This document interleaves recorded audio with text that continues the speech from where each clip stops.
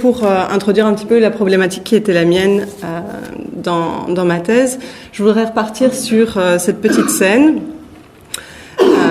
Je vous lis juste ce petit extrait.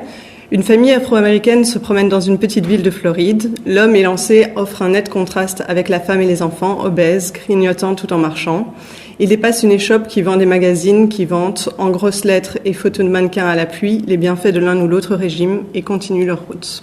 Quand vous lisez cette petite scène, ce micro-récit, vous pouvez vous dire que c'est une belle observation, que c'est une belle coïncidence aussi. Moi, j'étais un peu dans les coulisses de ce micro-récit, puisque en fait, ce petit texte, c'est un devoir qu'a réalisé un journaliste qui était en formation au journalisme narratif, et je participais à la même formation. Et dans les coulisses de ce petit texte, il y a aussi le fait que avant qu'il lise cette scène devant toute la classe lors du cours, on devait se retrouver en petits groupes et parler un peu de ce qu'on avait observé et de se demander un peu comment on allait raconter nos observations. Ça faisait partie du devoir qu'on devait faire. Et le problème, c'est que quand il a parlé de ses observations, il n'a pas du tout mentionné les chopes de presse. Il avait observé, de son propre aveu, seulement cette famille, avec le contraste entre le père et le reste de la famille. C'était un journaliste étranger. Et il avait expliqué, lors de cette petite réunion entre nous, que ça l'avait renvoyé à ses propres stéréotypes sur les États-Unis, que ça l'avait vraiment choqué. Et donc, on peut se dire qu'au départ, ce qu'il aurait dû faire, peut-être, c'était un récit introspectif ou peut-être une analyse de ses propres stéréotypes. Il est venu, au final, avec ça. Ce qui pose évidemment question quant au rapport à la vérité, quant au rapport au respect de l'autre, que ce soit le sujet dont il raconte ici le vécu ou le lecteur à qui il impose une certaine vision des faits qui est la sienne, sans le dire. Et donc, je trouvais que cette anecdote illustrait bien à la fois le pouvoir inhérent à la forme du récit et les dérives qui y sont liées. Et c'est justement ce que je voulais étudier dans ma thèse. Donc, développer une analyse éthique du récit tel qu'il est utilisé en journalisme, en regardant pas seulement les dangers. En général, quand on fait des analyses éthiques en journalisme, on a tendance à se focaliser sur les exemples négatifs, les cas flagrants où il y a eu un manquement à l'éthique. Moi, ce qui m'intéressait, c'était de voir aussi les bénéfices de certaines techniques d'écriture sur un plan éthique. Donc, avoir les deux facettes de la médaille. M'intéresser aussi bien aux questions assez pratiques de déontologie, donc les bonnes pratiques, les règles à établir, que des questions plus larges qui renvoient aux gestes politiques ou démocratiques qu'on pose par le récit en journalisme, et sans ici revenir sur tout le cadre théorique que j'avais développé. Je faisais notamment référence à Géraldine Mühlmann, qui a proposé les deux grands gestes politiques qu'on retrouve dans le journalisme moderne, en tout cas le geste du rassemblement, au travers duquel le journaliste se pose comme appartenant à la communauté des lecteurs, se pose à l'intérieur d'un même collectif avec ses lecteurs, quitte à interroger l'identité par une épreuve, mais on arrive toujours au final à une réaffirmation de l'identité de la communauté.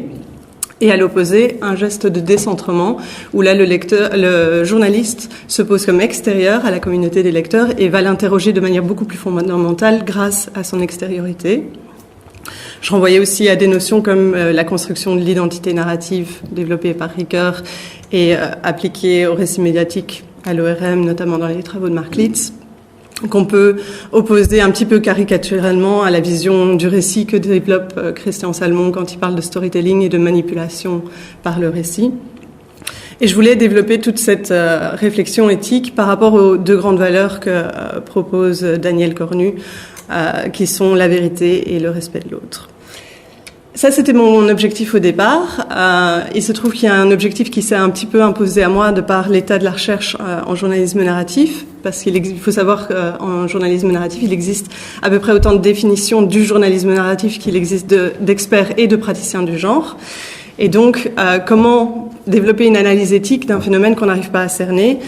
il fallait d'abord en proposer une définition, une modélisation qui vise un plus haut degré de validité. Et comme je voulais développer une perspective comparative entre les États-Unis et l'Europe francophone, je voulais aussi pour que cette modélisation puisse tenir compte des particularités régionales de chaque aire culturelle. Au niveau de la méthode, j'ai développé une double approche. D'une part, une analyse narratologique d'un ensemble de productions journalistiques narratives. J'ai analysé 32 textes américains et 32 textes francophones. Et ensuite, après cette analyse, j'ai rencontré en entretien les auteurs et parfois les éditeurs de ces articles. Et donc, j'ai réalisé des entretiens avec 14 journalistes américains et 11 journalistes français et suisses. Et l'idée derrière l'articulation de ces deux méthodes, c'était d'une part d'ancrer l'analyse des textes dans la réalité des pratiques. On sait notamment en littérature à quel point on peut faire dire des choses au texte. Quand on s'inscrit dans une approche journalistique et dans une approche d'éthique journalistique, les conditions de production sont bien sûr absolument importantes. Et donc, je voulais réancrer l'analyse purement textuelle dans les réalités de la pratique. J'aurais pu ne faire que des entretiens avec les professionnels, mais là, le risque, c'était d'avoir un discours un petit peu éthéré et un petit peu facile sur l'éthique, où on n'explorait pas vraiment les problèmes et les questions que ça posait en profondeur. Donc, je voulais un peu confronter les journalistes à leur choix d'écriture concret. Et j'avais aussi dans l'idée que cette confrontation allait peut-être les faire évoluer dans leur réflexion et essayer de tenir compte de cette évolution dans la façon dont l'entretien était mené. Et donc, concrètement, j'ai créé cette grille d'analyse. Je ne vais pas ici passer en revue tous les indicateurs que j'ai observés dans les productions. Juste pour vous expliquer d'où elle vient, j'ai commencé par compiler toutes les définitions que j'ai trouvées du journalisme narratif et j'ai essayé de croiser cette compilation avec des concepts qui existent déjà en narratologie pour essayer de les fonder sur quelque chose de plus valide, on va dire. Et j'en suis donc arrivée à cette liste. En gros, je m'intéressais principalement au narrateur, à la façon dont il organise son texte, à la dimension expérientielle du récit, aux personnages et au lecteur. Et puis, j'avais une deuxième liste d'indicateurs plus secondaires qui étaient moins centraux dans les définitions du journalisme narratif et qui reprenaient les actions, le déroulement temporel et le cadre spatial. Pour ce qui est des entretiens, ils étaient découpés en 3 parties. Une première partie pour rentrer dans le sujet et un petit peu dans la perspective des journalistes. Donc je leur demandais comment ils nommaient leurs pratiques journalistiques, parce que tout le monde n'utilisait pas forcément le terme de journalisme narratif. Et puis je leur demandais de décrire ce qu'ils faisaient concrètement, donc les particularités de leur pratique, ce qu'ils considéraient comme les forces et leurs faiblesses.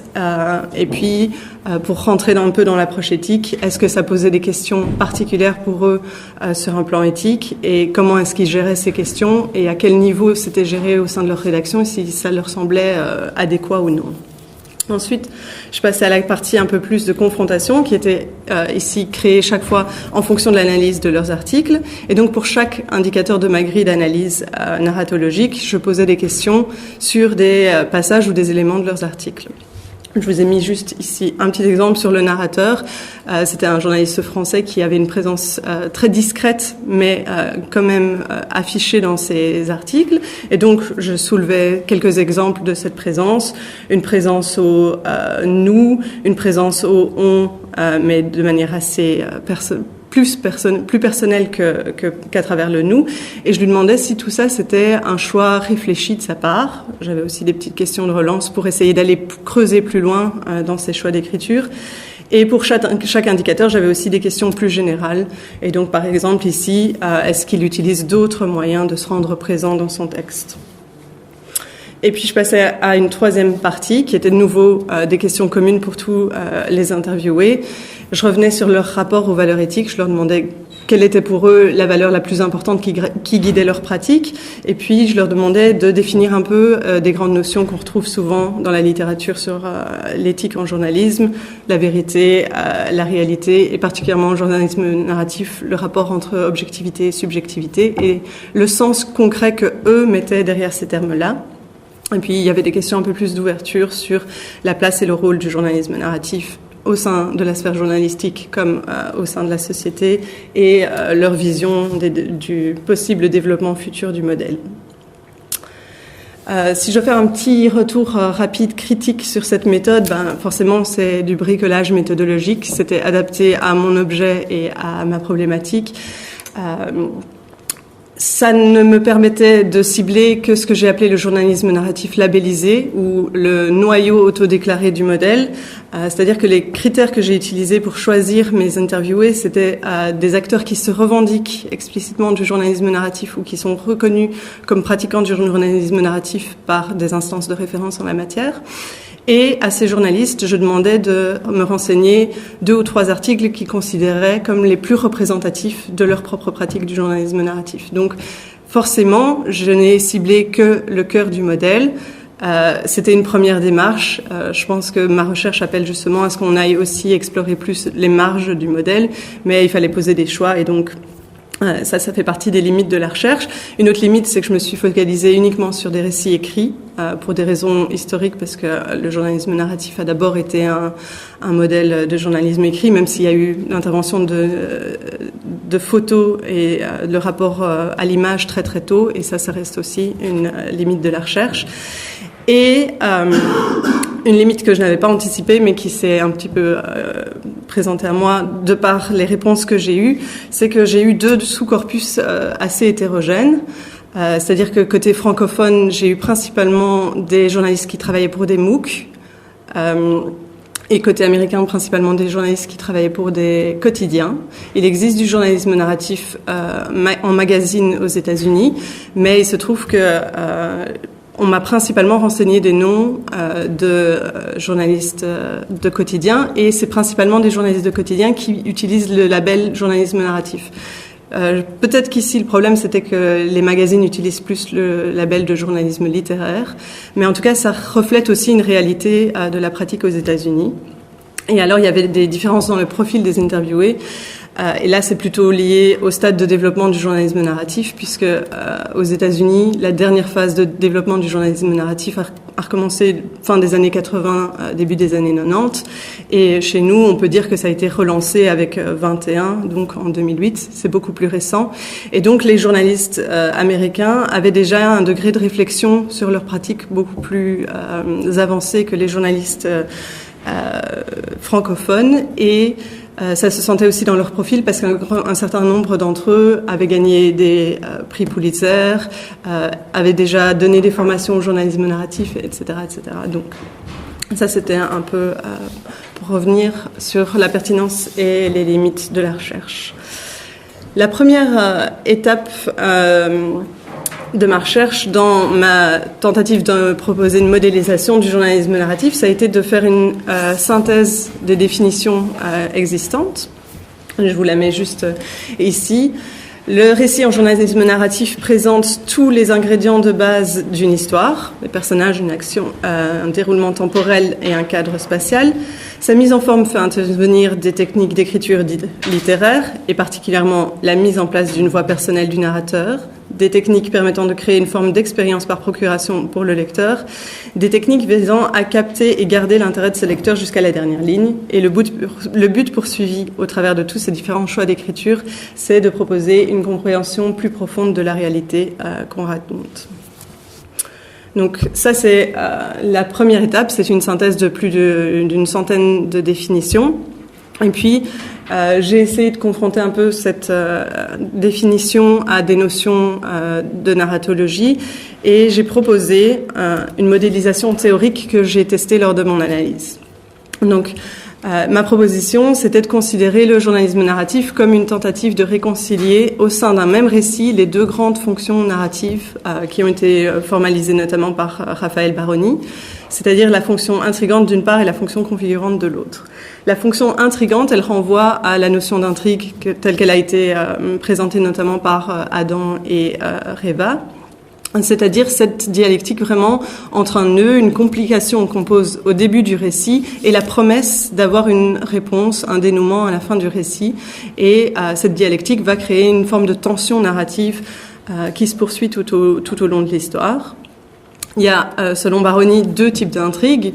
Une intrigue qui joue sur le mécanisme du suspense, c'est-à-dire qu'on se pose des questions sur la situation future, qu'est-ce qui va se passer ensuite, et une intrigue qui fonctionne sur le principe de la curiosité, c'est-à-dire qu'on présente les faits de manière mystérieuse, où on ne présente pas tout ce qui s'est passé dans le passé, et donc le lecteur va cette fois-ci se poser des questions sur ce qui a mené à la situation présente. À l'opposé, il y a la fonction configurante qui renvoie ici à la notion de configuration récurienne. Et donc cette idée de prendre ensemble pour plein d'éléments différents pour leur donner un sens au travers de l'action de raconter. Et ce qui est intéressant, c'est que pour Baroni, ces deux fonctions, elles ont des rôles anthropologiques. Elles remplissent des fonctions dans les vies humaines qui renvoient déjà un petit peu à des idées éthiques. C'est-à-dire que pour lui, la fonction intrigante permet de mettre en scène l'incertitude d'un futur tissé de projets, d'espoir, de crainte, et l'aspect sous-déterminé de notre rapport au monde. Donc en gros, ce qu'il dit, c'est que on vit dans l'incertitude. Et le fait de recréer l'incertitude dans les récits, c'est une façon pour nous d'apprivoiser cette incertitude et de mieux l'accepter dans nos vies. Et au contraire, les récits où domine la fonction configurante cherchent à surmonter la brèche ouverte par l'événement, à relogifier le caractère insensé de l'expérience, donc à donner sens à l'expérience. La fonction configurante, pour lui, c'est celle qui est principalement en jeu dans tout ce qui est récit historique, mais aussi récit journalistique, on va dire classique. Parce que dans le modèle, par exemple, de la pyramide inversée, on essaye de vous donner toutes les clés de compréhension de l'actualité dès le départ, et puis on va petit à petit dans des explications de plus en plus fines, tandis que dans l'intrigue, on va garder les clés de compréhension pour le dénouement. Et donc pour lui, l'intrigue, c'est principalement le domaine de la fiction, puisque là, on peut jouer avec les événements comme on veut, puisqu'on les invente, par définition. Après mon analyse, je me suis rendu compte que cette tension, elle existe effectivement dans les récits propres au journalisme narratif, mais qu'elle n'est pas suffisante pour créer un modèle, et qu'il y a aussi des oscillations qui sont culturellement marquées.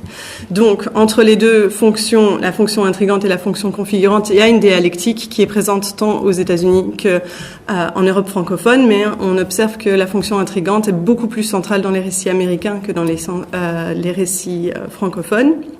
Et il y a un deuxième type de tension qui apparaît entre deux modes de représentation des événements. Et là, je fais référence à deux autres concepts narratologiques. La grande opposition entre showing et telling. Donc, pour le dire simplement, le récit qui semble se dérouler de lui-même, les événements qui se passent sans médiation assumée d'un narrateur, versus un narrateur qui prend en charge de manière marquée et de manière affichée le récit. Et donc le showing est clairement prépondérant aux États-Unis, tandis que en Europe francophone, on se retrouve plutôt du côté du telling, ou en tout cas d'une interaction entre showing et telling. Pour rendre ça un peu plus concret, je vais juste vous montrer comment ça marche au travers de deux exemples qui représentent assez bien les tendances que j'ai observées dans mes deux sous-corpus, puisque le premier exemple, il est issu d'un quotidien américain. Le St. Petersburg Times, c'est un quotidien régional, mais qui est vraiment connu pour sa cellule de journalisme narratif. Et c'est d'ailleurs un récit qui a reçu le prix Pulitzer. Et un article issu de 21 qui reste à ce jour le MOOC qui connaît le succès le plus marqué. The Girl in the Window, c'est un titre comme ça qui vous dit pas grand-chose, c'est assez intriguant. Et le début du récit est tout aussi intriguant. Vous vous retrouvez directement en situation. Je vous ai mis ici les premières phrases. On vous dit, tout le monde savait qu'il y avait une famille qui vivait là. Elle vivait là depuis des années, mais personne ne savait qu'il y avait une petite fille qui vivait avec cette famille. Et un jour, un voisin voit ce visage apparaître quelques secondes à la fenêtre. C'est une petite fille pâle. Elle a les traits tirés. Elle est trop mince. Et puis elle disparaît, des mois passent, et un jour, une voiture de police se gare devant la maison. Si là, on n'est pas dans le nouement d'une intrigue, je ne sais pas comment on noue une intrigue. Et donc, directement, on essaye de vous accrocher dans cette histoire, et puis on suit les policiers qui rentrent dans cette maison complètement délabrée, les meubles sont cassés, c'est sale, il y a des cafards qui courent par terre, et dans la pièce du fond, sur un matelas répugnant, ils trouvent une petite fille, elle aussi sale, on l'a pas lavée depuis on ne sait pas combien de temps. Elle porte un lange alors qu'elle a 5 ou 6 ans, et le lange, lui aussi, aurait dû être changé depuis longtemps.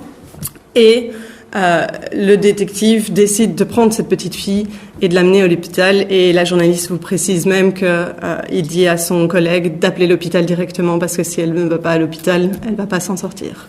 Donc ici, l'intrigue est nouée clairement. Maintenant, on veut savoir est-ce qu'elle va s'en sortir ou pas. Et en entretien, on se rend compte que c'est tout à fait délibéré de la part de la journaliste, puisqu'elle explique que quand elle reçoit la mise en page de l'édition dans laquelle elle va publier ses histoires, elle sait exactement quel espace elle va avoir sur la première page, et elle essaye de placer un élément qui va vous intriguer, une question, un problème, quelque chose qui va vous pousser à tourner la page. Et elle dit qu'elle le fait dans chaque section de son récit comme des petites miettes de pain qu'elle déposerait pour que vous la suiviez dans l'histoire. Donc une fois qu'elle a bien noué son intrigue, on passe dans un passage beaucoup plus configurant. Elle vous explique qu'on peut considérer cette petite fille comme un enfant sauvage. Elle recontextualise le problème de l'enfant sauvage dans l'histoire, dans la littérature. Elle vous donne des descriptions très très précises de l'état dans lequel on a retrouvé la petite fille, des diagnostics médicaux. Ici, je vous ai mis un exemple de diagnostic. Et donc, elle vient avec toute cette information qui permet de recadrer l'histoire, d'en voir les enjeux. Et une fois qu'elle a donné toutes ces informations, elle va poser à nouveau l'intrigue de manière, cette fois-ci, complètement explicite dans le texte, puisqu'elle pose les questions qui vont faire progresser le texte. Elle les pose explicitement dans 2 directions. Une direction qui est orientée par la curiosité, puisqu'on se demande comment est-ce qu'on a pu en arriver là, comment une mère peut traiter son enfant de cette façon-là, et quelles sont les perspectives d'avenir pour cet enfant. Donc, elle pose les questions, et puis on va suivre la petite fille dans les différentes étapes de sa réadaptation au monde. Il y a des parents qui finalement décident de l'adopter, elle commence à suivre l'école, etc. Et dans la toute dernière section du récit, on arrive enfin à des éléments de réponse aux questions qui étaient posées. Je dis des éléments parce que il n'y a pas de réponse claire. Et pour commencer, elle va l'annoncer aussi, puisqu'elle se tourne vers la mère biologique de l'enfant. Et elle dit clairement, il n'y a rien qui peut justifier ce comportement, mais rien ne fait sens si on ne va pas voir cette maman. Donc c'est pour ça que je vais voir cette maman. C'est ce qu'elle dit sans utiliser le jeu. Et puis après, elle va faire un portrait de cette mère qui n'est pas un portrait à charge. Il y a des éléments qui vont essayer d'un petit peu complexifier les choses. Au départ, on se dit que ça doit être un monstre, et puis on passe par toutes les épreuves qu'elle a vécues. On apprend qu'elle a un QI limité. On voit ses réactions dans lesquelles elle dit, en tout cas, que sa fille lui manque. Et donc, au final, on n'a que des éléments de réponse et on doit créer la réponse nous-mêmes. Ce qui est intéressant à propos de ce passage, c'est l'éditeur du texte qui le dit lui-même, c'est que c'est le moment où la journaliste a été le plus proche de la nécessité d'utiliser le jeu. Elle a décidé de pas le faire, mais c'est bien ce qu'elle fait quand elle dit que cette mère n'a rien à dire. Elle dit son opinion personnelle, mais sans vouloir utiliser le jeu. Et c'est un parti pris qu'on retrouve tout au long de l'article, avec tous les extraits que je vous ai montrés. Je crois que vous avez pu le percevoir. Elle n'est jamais présente directement dans son récit. Et il y a juste au final, à la fin, ce petit encart qui est ajouté à l'histoire, dans lequel on explique les démarches de reportage et d'enquête qu'elle a suivies pour pouvoir recréer ce récit, donc les scènes auxquelles elle a vraiment assisté, celles qu'elle a reconstruites sur base de quels documents, etc.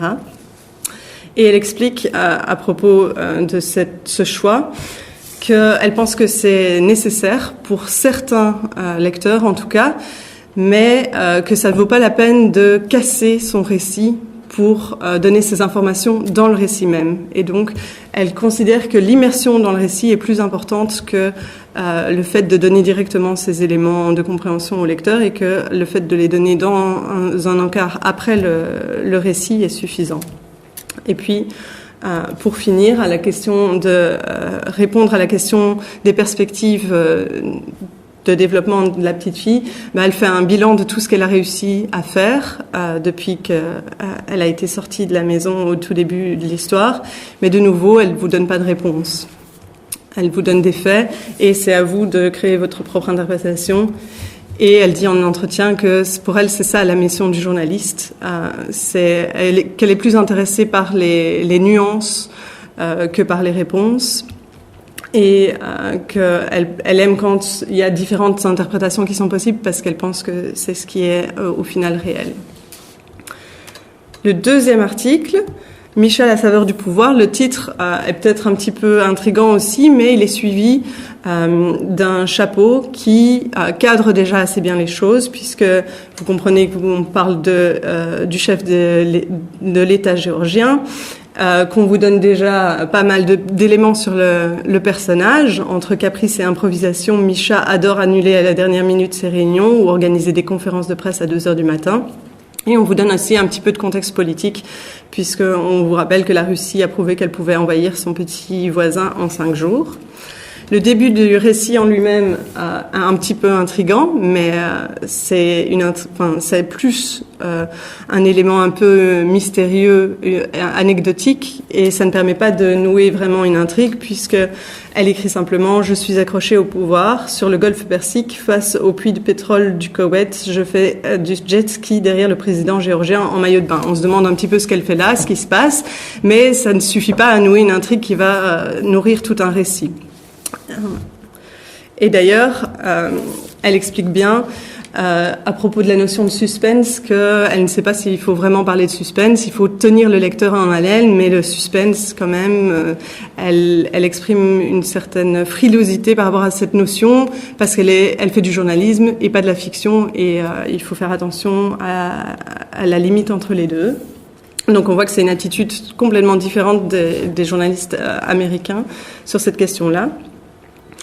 Et ici, la structure qu'elle va choisir pour tout son récit, c'est une progression de situations de rencontre avec le président géorgien à une autre rencontre qui permet de connaître de plus en plus ce personnage et d'approfondir la compréhension des enjeux politiques du pays. Tout au long de ce récit, elle reste présente à la première personne et elle explique que c'est un petit peu son fil conducteur. On peut se demander à quel point elle n'a pas besoin de ce fil conducteur parce qu'elle ne noue pas d'intrigue et que du coup, il faut que quelque chose d'autre tienne le récit. Et pour montrer un petit peu le contraste avec l'attitude de la journaliste américaine, ça c'est un extrait d'entretien qui renvoie à un autre de ses textes, mais qui était intéressant puisque je lui avais demandé, elle faisait des citations d'anciens articles de presse et de documents historiques sans donner clairement sa source, et je lui avais demandé pourquoi elle ne le faisait pas, et elle explique qu'elle n'était pas en train de d'écrire une thèse ou un livre d'histoire, mais de raconter une histoire, et que donc pour elle c'était pas son rôle de mettre des notes ou de spécifier ses sources. Donc on voit de nouveau une attitude assez différente entre les deux interviewés. Et puis je vous l'ai dit, donc on progresse de plus en plus dans la compréhension de ce personnage complexe. Vous voyez aussi dans cet extrait que c'est pas parce qu'elle utilise le jeu qu'elle ne peut pas créer une forme de proximité avec la perspective de son personnage, puisqu'elle écrit quand même alors, parce qu'il lui faut rêver, parce que sinon il ne serait pas président, il a décidé de se lancer dans une autre guerre, celle du béton.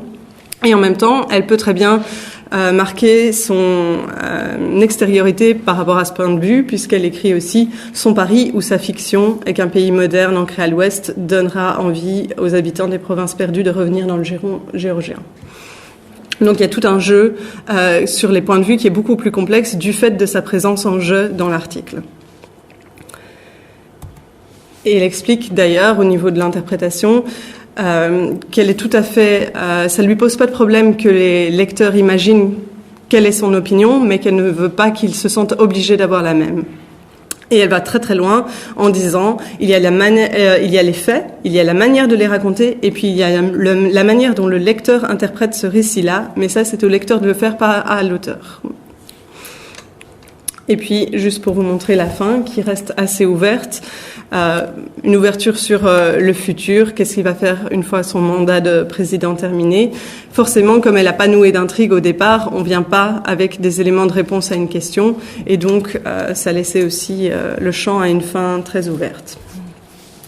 Voilà, ça c'est bon. Forcément, c'est peut-être parfois un peu caricatural. Il y a des utilisations de la fonction intrigante plus fortes dans certains récits francophones, et il y a des utilisations de la fonction intrigante plus faibles dans certains récits américains. Mais ça représente assez bien les tendances que j'ai observées dans mes deux sous-corpus. Et si au niveau interprétatif, j'essaye de revenir un peu sur les différences qui existent dans les deux versions du modèle, je propose plusieurs facteurs d'explication. D'abord, il y a le stade de développement du journalisme narratif dans chaque région.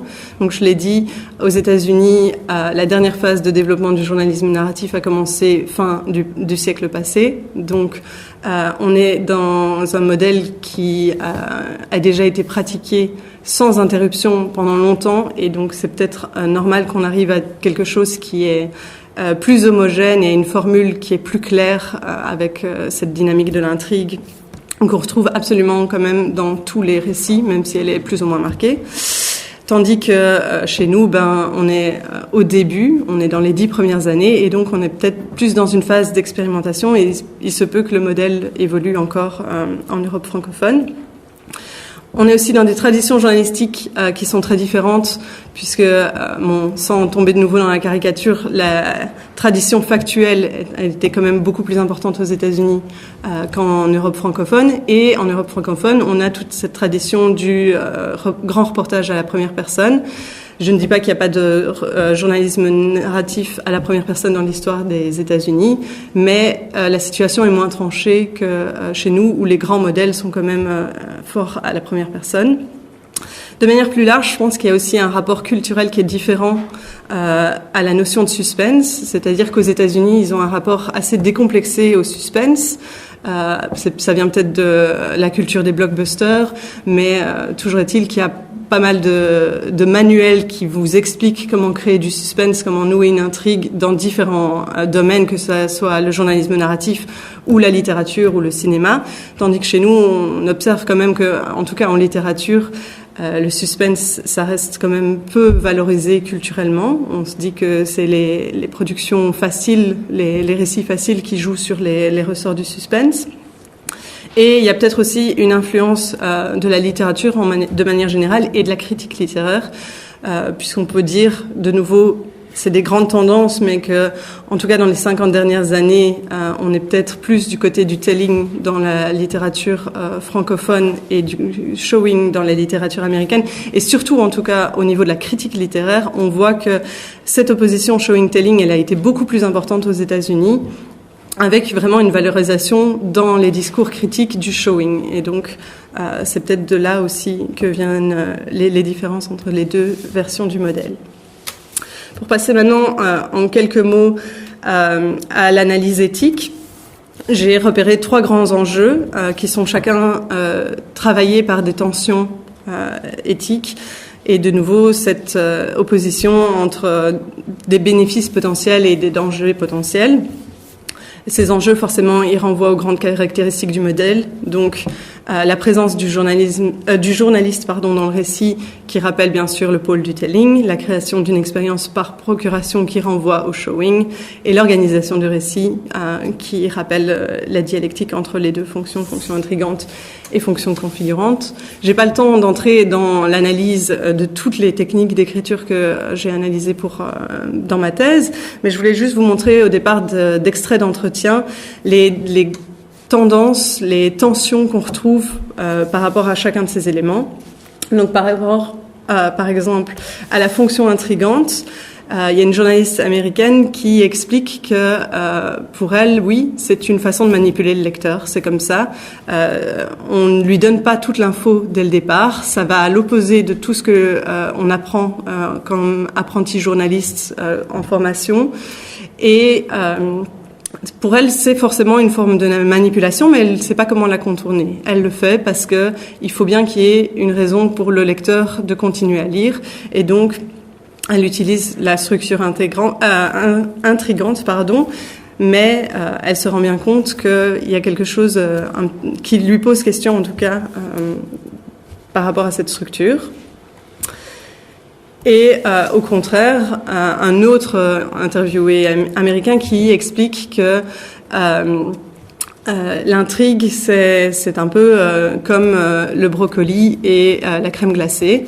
C'est-à-dire que le brocoli, c'est quelque chose qui est bon pour votre santé. Vous devriez en manger, même si vous l'aimez pas. Dans un article journalistique, c'est quoi? C'est un élément technique, c'est un contexte un peu complexe, c'est des chiffres qu'il faut faire passer. Comment on les fait passer? En proposant aussi une crème glacée. Et la crème glacée, c'est le récit. C'est la force qui va attirer le lecteur dans le récit et le garder jusqu'à la fin et jusqu'au moment où il aura mangé aussi son brocoli. La fonction configurante, elle permet de donner du contexte à l'information, d'autant plus qu'on remet l'information dans une logique temporelle, on remet les événements dans une logique temporelle où les relations de cause à effet apparaissent peut-être plus clairement que dans le modèle journalistique classique. Et cette contextualisation, elle permet de rendre l'information beaucoup plus concrète. Donc ici, c'est une journaliste qui vous explique qu'on peut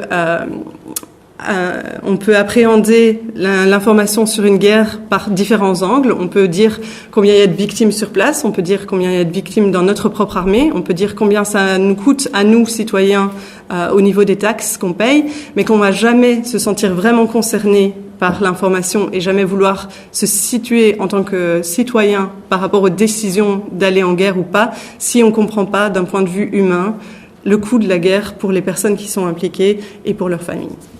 Donc, pour elle, ça c'est le grand bénéfice que permet le récit au niveau de la configuration. Mais il y a aussi l'autre versant de la médaille qui est qu'un récit, c'est toujours une construction subjective et qu'il faut le reconnaître et qu'il faut savoir que la façon dont on va raconter les choses, ça peut avoir un impact sur la façon dont le lecteur va après considérer le sujet. Au niveau du showing, j'avais demandé à une journaliste pourquoi elle préférait raconter en montrant plutôt que simplement donner ses arguments. Et elle répondait que pour elle, c'est beaucoup plus efficace parce qu'on engage aussi les émotions du lecteur et pas seulement son intellect. Et donc, que ça fait créer des récits dont on se souvient mieux et qu'on comprend mieux. Mais toujours, quand on essaye de pénétrer le point de vue du personnage, on est dans une interprétation et il faut qu'on se rende compte qu'il y a un risque qu'on ne comprenne pas le personnage pleinement et qu'on soit toujours conscient des limites de ce qu'on peut faire au niveau interprétatif et au niveau de la perspective et de la recréation de l'expérience de nos personnages.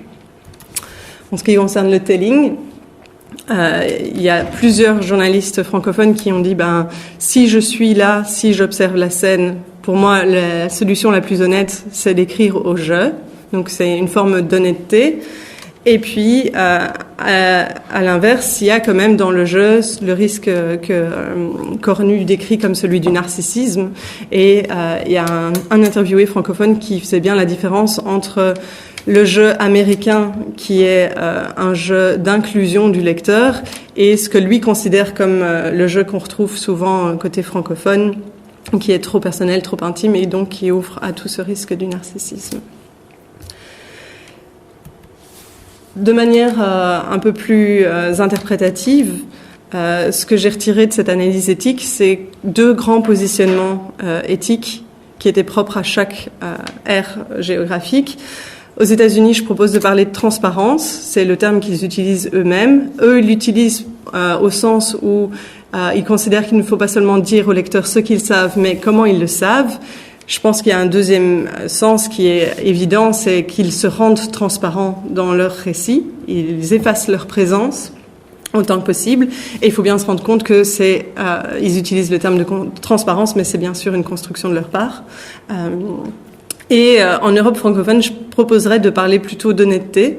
C'est aussi un terme qu'ils utilisent beaucoup, les interviewés francophones.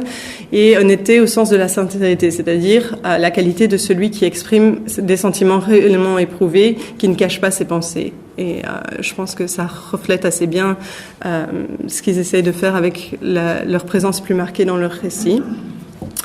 Le point commun entre ces deux positionnements, c'est l'attention qu'ils portent au lecteur.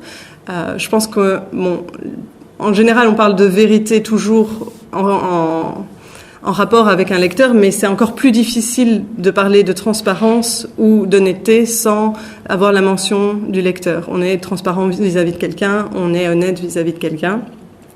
Et donc, il y a cette hypothèse que propose Cornu par rapport au changement de paradigme qu'on vivrait en journalisme, qu'on serait en train de passer vers un journalisme de communication. Et il propose comme hypothèse que dans cette forme de journalisme, la hiérarchie classique des valeurs qui mettent d'abord la vérité et puis le respect de l'autre serait inversée. Je me demande si c'est pas un peu ce qu'on retrouve dans le modèle narratif. En tout cas, je pense que c'est une piste à explorer plus largement. Et puis, juste en vitesse, venir sur les perspectives que cette recherche a ouvertes. Je l'avais annoncé et je pense qu'elle appelle vraiment à affiner et nuancer toutes mes observations sur d'autres corpus, notamment dans le monde de l'image et du multimédia. Explorer les marges du modèle et toutes les productions qui sont maintenant hybrides entre narratif et investigation, par exemple. Et comparer avec d'autres aires géographiques et culturelles parce que le phénomène narratif, c'est un phénomène récurrent aux États-Unis, en Europe francophone, mais il existe aussi dans plein d'autres régions du monde. Et ce serait intéressant de voir quelles sont les spécificités culturelles à d'autres endroits. Et puis, l'autre grande perspective, c'est de se tourner maintenant vers la réception, pour savoir si tous les effets que les journalistes narratifs espèrent avoir sur leur lecteur se vérifient bien, si c'est bien ça qui se passe quand on lit ces récits. Pour ça, il faut d'abord cerner le public qui lit ces récits, interroger leurs pratiques de lecture, mais aussi interroger les effets affectifs et cognitifs des récits. Et c'est ce que je me suis proposé de faire pendant mon postdoc. Voilà.